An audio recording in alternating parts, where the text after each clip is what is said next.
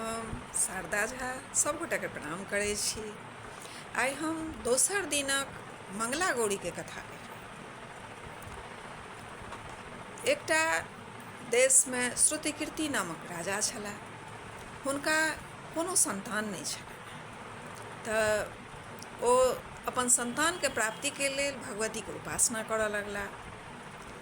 उपासना बहुत दिन केलथि, भगवती प्रसन्न भेलखिन और हुनका कहलखिन जे मांगू हमरासँ वरदान, की मांगै छी? तऽ कहलखिन राजा जे भगवानके कृपासँ हमरा पास सब चीज अछि सिवाय संतानके, तऽ यदि हमरा पर प्रसन्न छी तऽ हमरा कोनो संतान दिअ। तऽ भगवती कहलखिन जे अहाँके संतान नहि लिखल अइ भाग्यमे, तखन अहाँ यदि जिद करै छी तऽ हम अहाँके संतान देब। तऽ यदि लेकिन अहाँके संतानके आयु बहुत कम रहतनि। यदि अहाँ विद्वान बुद्धिमान यदि संतान लेब तऽ ओकर आयु कम रहतै, 16 साल रहतै। नहि, यदि दीर्घायु संतान चाहै छी तऽ ओ महामूर्ख होयत। तऽ राजा घर अयलथि, अपन पत्नीसँ विचार केलथि, तऽ इएह विचार भेलनि जे विद्वाने चाही बच्चा, बड़ू आयुओ कम हेतै तऽ, लेकिन हमरा मूर्ख नहि चाही, विद्वान चाही। इएह भेलनि। भगवती जहिना कहने छलखिन जे हमरा दरवाजा परमे जे गाछ अइ आमके, ओ आम तोड़ि लेब, अपन पत्नीके खुआ देबनि। इएह भेलै, अपन पत्नीके खुआ देलखिन तऽ हुनका एकटा लड़का जन्म लेलकनि, जिनकर नाम ईसभ चिरायु रखलथि। एवं समय बीतल गेलै। लड़का जहिना भगवतीके कृपासँ भेल छलनि हेँ तऽ स्वाभाविक छै, बहुत ऐश्वर्यवान ओ लड़का छलखिन हेँ, बहुत बुद्धिमान छलखिन। धीरे धीरे समय बीतैत गेलै, 16 साल नजदीक आबि गेलै। जहन 16 साल आबि गेलै, 15हम सालमे अयलथि, तऽ राजाके भऽ गेलनि जे आब हिनकर समय नजदीक आबि गेलनि हैं मृत्युके। तऽ हम अपना सामनेमे केना हिनका मृत्यु होइत देखबनि। ई अपन सारके बजा हुनका कहलखिन जे जाउ हिनका सङ्गे अहाँ काशी चलि जाउ, ओतहि रहब दुनू गोटे, अपन जेना जे हेतनि से हम तऽ नहि देखबै। तऽ इएह भेलै। ओ मामा जे छलखिन हेँ से चिरायुके लऽ कऽ अपन काशी चलि गेलथि। काशीमे जहन ओ गेलथि तऽ ओहिठमन वीरसेन नामके एकटा राजा छलथि हेँ। हुनका एकटा बेटी छलनि हेँ, हुनकर बेटीके नाम छलनि हेँ मंगला गौरी। ओ बहुत बुद्धिमान, बहुत धर्मात्मा और बहुत सौन्दर्यके मल्लिका छलथि हेँ, बहुत सुन्दर छलथि हेँ, आ तेहने बुद्धिमानो छलथि हेँ। तऽ हुनकर बियाह से ठीक भेल रहनि वाहिनी नगरके नामक गाँवमे दृढ़ नामक राजाके बेटासँ। हुनकर बेटाके नाम रहनि सुकेतु वर्मा। छलथि तऽ ओ राजाके बेटा, लेकिन महामूर्ख। हुनकर बियाह हुनकेसँ ठीक भेलनि। ओ ओहि बगीचामे फूल लोढ़ै लए सङ्गी सभ सङ्गे आयल छलथि हेँ। एम्हर चिरायुके मामा घुमैत फिरैत ओही फुलबाड़ीमे आबि कऽ निवास कयने छलथि हेँ काशीमे। तऽ जहन ओ अयलथि फूल लोढ़ै लए मंगला गौरी, तऽ ओहिमे केओ एकटा हुनकर सङ्गी छलनि हेँ से हुनका रानी कहि देलकनि। तऽ दोसर जे सङ्गी छलनि हेँ से ओकरा बड्ड फजेत करऽ लगलै, तू ओकरा रानी केना कहि देलहिन? तऽ कहलखिन, तऽ ताहिपर मंगला गौरी कहलखिन जे कहऽ दियौ ने, से हमरा कुलमे एहन गौरीके लोक, ततेक गौरीके लोक पूजा करैए जे गौरी हमरा सभके नहि कहियो अनिष्ट हुअ देथिन। गौरीके हमसभ से पकड़ि लेने छियै, गौरी हमरा सभके अनिष्ट नहि कऽ सकै छथि। हुनका यदि हमरासँ कोनो लड़काके यदि अल्पायुओ रहतै आ हमरासँ यदि बियाह करतै तऽ ओकरा माथापरमे यदि हम अक्षत छीटि देबै तऽ ओ लड़का दीर्घायु भऽ जेतै।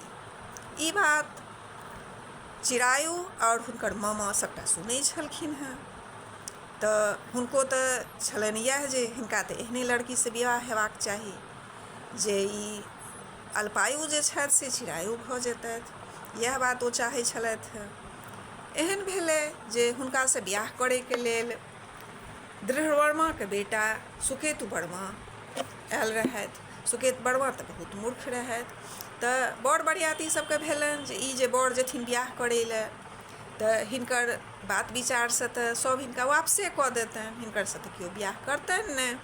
एहन करै छी जे एकटा कोनो दोसर नीक लड़काके से बियाह करै लए उपस्थित करै छी आ फेर भोरमे से मारि पीट कऽ ओहि लड़काके भगा देबै आ हम अपन बेटाके ओहि स्थानपरमे बैसा देबै। इएह भेल। ओहिठमन जो बड़ बरियाती आयल रहथि ओहिठमन ठहरल रहथि ओहि फुलवाड़ीमे। हुनका एहन भेलनि जे ओ चिरायु नजरि आबि गेलखिन। तेहने सुन्दर रहथि, तेहने बुद्धिमान रहथि, तऽ ओ बुझलथि जे इएह लड़का ठीक रहत बियाह करैके लेल। तऽ हुनका कहलखिन हुनका मामाके जे ई लड़काके अहाँ से राति भरि लए बियाह हिनकर हुअ दियौन, फेर भोरसँ ई मुक्त भऽ जेतथि। तऽ हुनकर मामा तैयार भऽ गेलखिन। तहन फेर रातिमे हुनकर बियाह भऽ गेल। हुनका मंगला गौरीके से चिरायुसँ बियाह भऽ गेल। तऽ बियाह जे भऽ गेलनि तऽ हुनका तऽ आयु पुरि गेल छलनि हँ, 16 साल हुनकर भऽ गेल छलनि हँ। मृत्युके समय नजदीक आबि गेल छलनि हँ। ओ कोबर गेलथि। कोबर घरमे जहन गेलथि तऽ जहन ओ सुतल रहथि तऽ एकटा बहुत विशाल विषधर घरमे प्रवेश कऽ गेलै आओर हुनका काटै लए। लेकिन एहन छलै जे ओ मंगला गौरी ओहि दिन बैसल जगले छलथि हँ।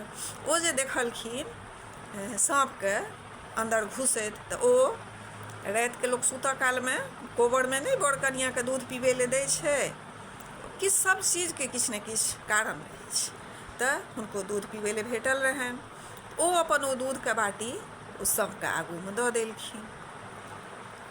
तऽ आ कहलखिन जे हमरा पतिके एलहुँ हेँ, ओ तऽ सभटा जनै छलखिन हेँ, लेकिन से हमरा क्षमा करू, हमरा अहाँ वरदान दिअ, हमरा पतिके अहाँ बकसि दियौन, हमरा पतिके दीर्घायु कऽ दियौन। साँप खुश भऽ गेली आ ओ दूध पी लेली। आ फेर ओ की केलथि तऽ ओ ओतऽ जे पुरहर छलैए ओहि साँपके ओहि पुरहरमे के से दऽ देलखिन, राखि देलखिन आ फेर झाँपि देलखिन पुरहरके। अपन जे ओ अथी रहनि केचुआ, तऽ केचुआ लऽ कऽ ओ पुरहरके झाँपि देलखिन। इएह भेलै।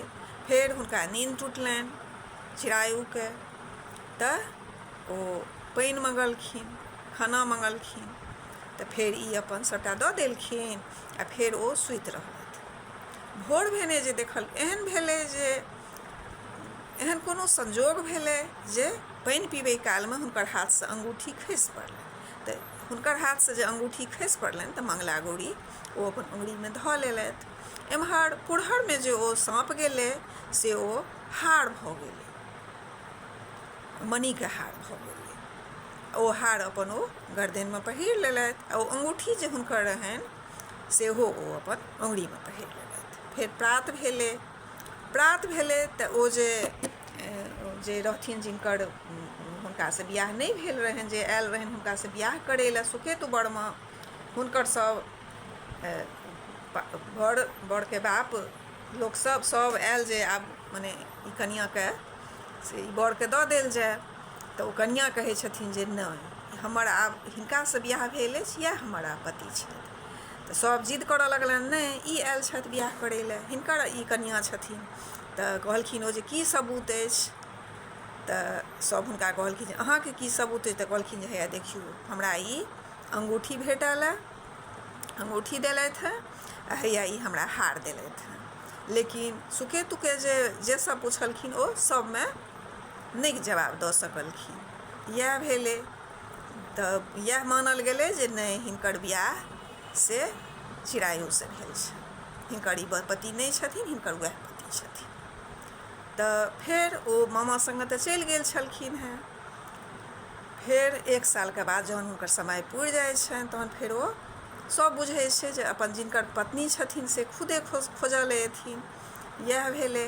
ओ जे छथिन से चिरायु फेर घूमिके 1 सालके बाद अपन पत्नी लग अबै छथिन आ पत्नीके लऽ कऽ कहै छथिन जे आब हमरा सङ्ग लगा दिअ, हम अपन हिनका घरपर लऽ कऽ जायब। इएह भेलै। अपन ओ मामा ओ भगिना आ ओ भगिन पुतोह मने मंगला गौरी तीनों आदमी अपन गाँव दिस जाइ छथि। गाँव दिस जाइ छथि तऽ लोकसभके मुँहसँ हुनकर जे पिता छथिन श्रुतिकीर्ति राजा, हुनका पता लगै छनि जे हमर बेटा पुतोह आबि रहल छथि। हुनका विश्वास नहि होइ छनि। ओ कहै छथिन जे ई केना भऽ सकै छै, हमर तऽ बेटा पुतोह कतऽसँ अयतथि, हमर बेटा तऽ मने अल्पायु छलथि हेँ, ओ तऽ मृत्युके प्राप्त भेल हेतथि। तऽ सभ कहै छनि जे नहि अहाँ जाके देखियौ।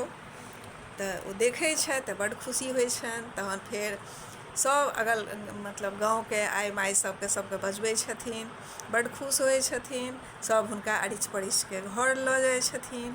तऽ एहि प्रकारे फेर ओसब फेर खुशी खुशी रहऽ लागै छथिन।